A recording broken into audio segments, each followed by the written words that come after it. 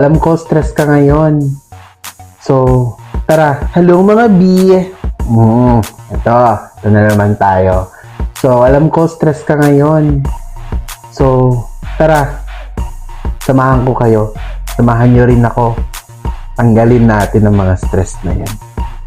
Follow nyo ako ha. Araw-araw natin gagawin to.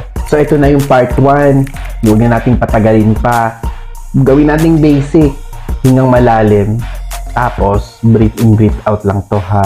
Mabilis lang. Pero, maraming magagawa sa buhay mo. Breathe in. Isipin mo na nilanghap mo ang lahat ng oxygen sa buong mundo. Okay? Let's count. 1, 2, 3. Breathe in.